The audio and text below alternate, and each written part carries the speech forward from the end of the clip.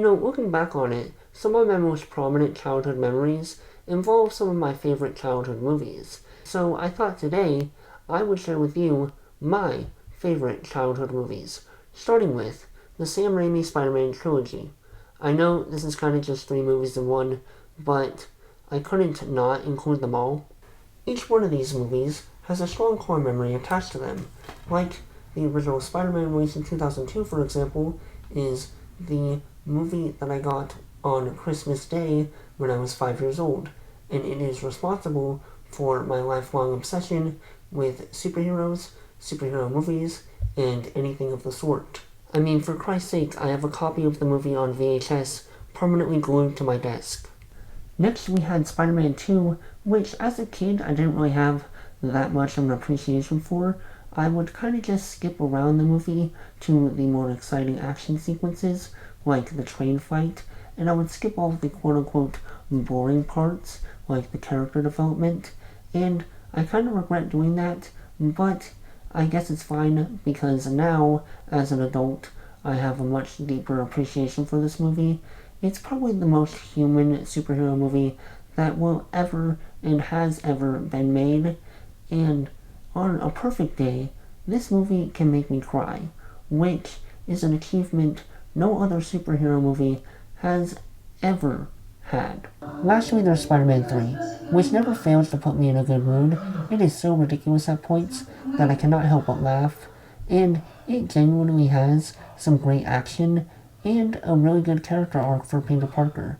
I love all three of these movies equally, and I only have to say that when I bring up this movie because sometimes it's really hard to justify, and other times I stick by that opinion. Speaking of ridiculous comic book movies, I also watched Daredevil 2003 a lot as a kid, and I'm just now realizing that this is the rated R director's cut.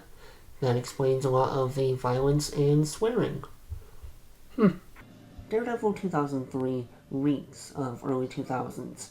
It has very questionable CGI effects, a strange lineup of licensed music, all from the early 2000s punk era, and it has some very bad performances, although they are enjoyable, like Colin Farrell as Bullseye. But other than that, this movie is just bad, but I personally enjoy it for how bad it is. As a kid, I didn't really realize, nor did I care, how bad this movie was. I was just excited that I was able to watch a rated R movie. Batman Beyond Return of the Joker is a direct-to-home video movie based off the 1999 series of the same name, and I have watched this movie hundreds of times. I got it from an old video rental store that was going out of business, and on one of its final days of it being open, me and my family went in there, and we were able to buy a whole bunch of movies for very cheap, and this was one of the movies that I was able to pick out. Many years later, though, I realized that I owned the censored version of this movie and not the uncut version, which is a bit of a bummer, but I'm going to have this movie regardless.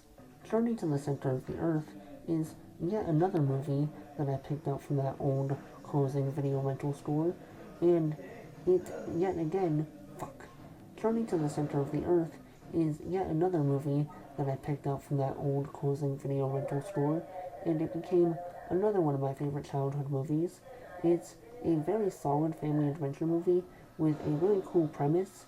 It's got dinosaurs, volcanoes, and hidden worlds, and as a kid, that is the exact movie that would have entertained the hell out of me. Lastly, we have the Back to the Future trilogy, which as a kid really opened my eyes to a big world of really great 80s and 90s movies that I never would have watched if it weren't for these movies. I love the first two movies in this trilogy quite a bit. I love the simple time travel story of the first movie, and I love the futuristic setting and what the 80s thought 2015 was going to look like. I think that's really fun to revisit. However, the third movie is extremely formulaic. You can really tell that they were running out of steam by the third movie, And the third movie never really hooked me because the setting of the Wild West was never really that interesting to me. So that was a brief look at some of my favorite movies from my childhood. Reef, I will not be seeing you tomorrow because by tomorrow I will be on vacation in Idaho, but I will see you soon.